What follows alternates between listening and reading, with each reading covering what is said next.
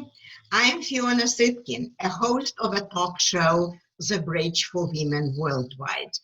Today, I'm hosting the 6th episode of The Bridge, and its title is Women Worldwide on the Rise, Giving Voice to the Voiceless. The topic, giving voice to the voiceless, is very timely today because we know that many people took to the streets protesting against having no voice and being discriminated against. So stay with us. Today's guest for the show is Kaye Foster, a business builder and a woman of faith with a purpose to give voice to the voiceless. A former Chief Human Resources Officer of Johnson & Johnson, Pfizer, Onyx. Originally, Kaye is from Barbados. And let me tell you a couple of words about myself and about the show. The show is based in part on my HuffPost blogs and the recent book, How They Made It in America, Success Stories and Strategies of Immigrant Women. There are 18 immigrant women profiled out of 100 I interviewed for my book and blogs. And today I have a distinct honor to interview one of my future book subjects, Kaye Foster. Welcome to the show, Kaye. Thank you, Fiona. I was happy to be interviewed for the book, and I'm delighted to be with you today and look forward to joining you to talk about the achievements of women. You are very, very welcome. I'm happy to see you. There is so much I can say about you. Kaye Foster, ladies and gentlemen, was born twice. Yes, twice. First, as a baby on a beautiful island of the Caribbean, Barbados, and then again as an MBA graduate of Columbia University in New York City. Kaye was poised to conquer corporate America, and she did, reinventing self from an island girl into a top human resources executive in major American pharmaceutical companies, as she did, is a major challenge for anybody, but especially for an immigrant. Why?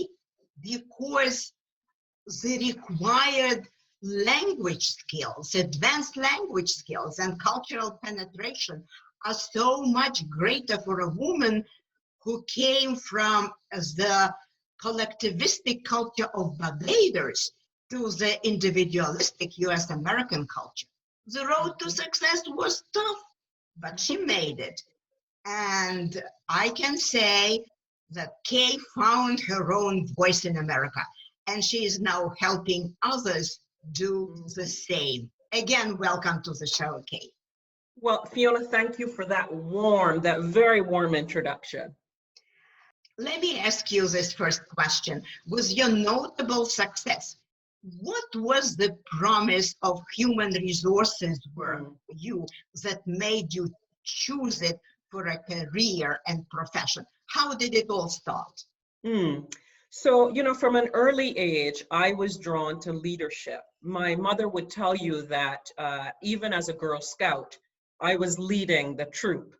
So I quickly understood the power of leadership, to develop people, to help people embrace their commitment to work, and to harness that passion and initiative to build strong cultures. And for me, that ability to build strong cultures, systems, and companies in service of transforming people's lives is really what has driven that career. And I found that in the practice of human resources, that is where I could bring all those things together. I see. Very logical. Thank you so much. Well, Kaye, you are wearing many hats. Consultant, philanthropist, a woman of faith, and a mother, you name it. Many people would like to hear about the most exciting project you are doing today. Could you share, please? Sure.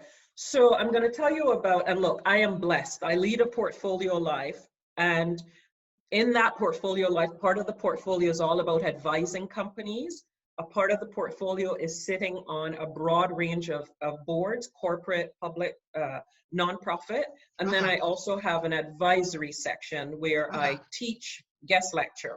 But the two most exciting things that I do, one is Glide Memorial. I chair the board of trustees of Glide Memorial. It's a social agency here in San Francisco focused on supporting the most marginalized and the most challenged and at-risk populations in the city. We have about 28 programs, everything from a food program to men in recovery, substance abuse. We support the San Francisco Police Department, for instance, with policing reforms. And then the second is advising, where I work with CEOs and leadership teams to help them build strong companies, strong cultures, primarily focused in the healthcare space. So primarily focused on developing oncology drugs.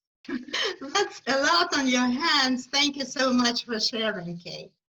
Well, the triple jeopardy discrimination of race plus gender plus immigrant status is still a reality today, unfortunately. And we need to discuss it and figure out how to get rid of it, right? What is your thinking about that? Yeah, I mean, if I think about it through my own experience, I think the point you just made about we've got to talk about it, we have got to find a way of talking about the challenges of being female, being a woman of color, and being an immigrant. And what's happening now is we're talking at each other, right? And we have lost the ability for civil discourse, for us to sit with each other, even if we hold opposing views, and find a way of engaging with each other constructively. And until we are able to do that, it's going to be very hard to move forward. Yeah, probably. Yes, you are right. Yeah, we lost many abilities and need to work on ourselves first to move forward as a society. For God's sake. But it is good that there are good people around, the understanding people. You know, I am grateful, for example, to one of your former Johnson & Johnson colleagues, Peter Vermeulen, who had recommended you to me as a worthy book subject. He admired you as a human resources professional. He loved your bright personality. And he was among those who appreciated you reinventing self as an inclusive leader in Johnson & Johnson. So the question from here is, tell us, was it hard to transition to corporate environment and then to the consulting environment? Yeah, it's interesting because as you were asking the question about reinvention, it occurred to me that my life has been constant reinvention. So right after we sold our company was acquired, Onyx was acquired by Amgen, I took some time to really explore at that point in time, how did I want to continue to contribute, but I also wanted to continue to grow. So I had amassed all of these experiences, professional experiences and expertise. And I needed then to say, how can I be of best service? What can I do next that enables me to really continue to grow, but to continue to be of service? And I found that making the shift to advising was a way of doing that. As an advisor, I get, in terms of impact, I get to work with a broad spectrum of companies and leaders. Whereas if I'm in one company, my impact and my capability and my ability to really support leaders and build leaders is much more narrowly focused. So as you referenced, transitioning to advising was yet another reinvention, because now, like you, I'm an independent, right? And doing that is very different than working for a company. That's right. That's right. Thank you. All the points are great, and I'm very grateful that, and grateful to myself that I asked this question, and grateful to you that you gave such a sophisticated answer. I would love to ask you something else now. Sure. I have a quote from your interview to the book. Do you see it? Yes, I do. Yes, I do. I Could you- remember that quote. Right. You wrote that. That's in the inverted commas, your own words. Would you kindly comment on them? Yeah, it's so interesting. We are at a moment, as you know, where there is this question about the American dream. And for me, the American dream is deeply personal.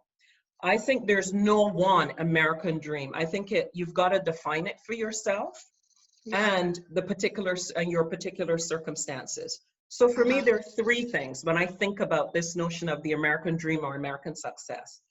One is the American dream for me is founded on the belief that anyone can reach whatever is their version of success, regardless of where they started on their journey. The second is, and it's reflected in my comments here, it requires a combination of hard work, sacrifice, it requires risk-taking, and quite frankly, a lot of luck. And it's that combination that is the second factor. And then the third factor, which is equally important for me, is, and why the American success or the American dream matters, is it really is about creating a lasting legacy for my children. I'm blessed to have 2 children, for my children and for my family. And that legacy isn't just about what I have done or what I have professionally or what I have done philanthropically. It's the measure of my life, the ability for my children and my family to look across the arc of my life and really understand that, back to where you started, voice to the voiceless is what my life has been about. And I want that reflected. That's really the legacy I want to leave for my children. Thank you. Very, very wise. And I hear you. It's very hard to restart your life from scratch, as you did and as I did at some point. And I love your wording about the American dream. It is, by the way, related to my book part 2, which discusses 7 success values, which also helped the prominent women go up in life and achieve American success. Could you kindly say maybe 1 or 2 of these values also are your values and your priorities? Yeah, it's so interesting. I look at them and I say, well, of course. And people say, of course. But for me, particularly in this moment, Fiona, character building, I think, is really critical. We are living in what I call the age of character. Who we are, what we value, what matters to us. And we're often focused on content, not character. We're focused on content in terms of our work, our politics, our actions. And our character should inform everything we do. And it's reflected in the choices we make, as well as the choices, what we choose not to do. So for me, it's interesting that you have it at the top of the list. I don't know if that's intentional or not, but I would certainly say it's my number 1. That's why it's on top. I completely agree with you. I put my own on top. I completely agree with you. And then the second is perseverance. And the way that I described that perseverance is resilience, right? Because resilience is the ability to persevere and keep getting up even when you're faced with challenges, when you're knocked down. Can you get back up? And for me, resilience is about learning. It isn't just about getting back up, but what did you learn that you now apply that enables you to persevere at the next juncture? So I would say that those are the 2 that are probably, if I had to, put them in rank order, those would be the 2. Yes.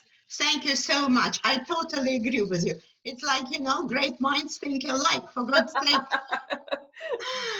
Thank you so much for your comments. And I would love to say that yours is an amazing success story with many lessons for me personally and for our listeners as well, I am sure. A round of applause to Kaye, please. Oh, thank Thank you you. so much. Yeah.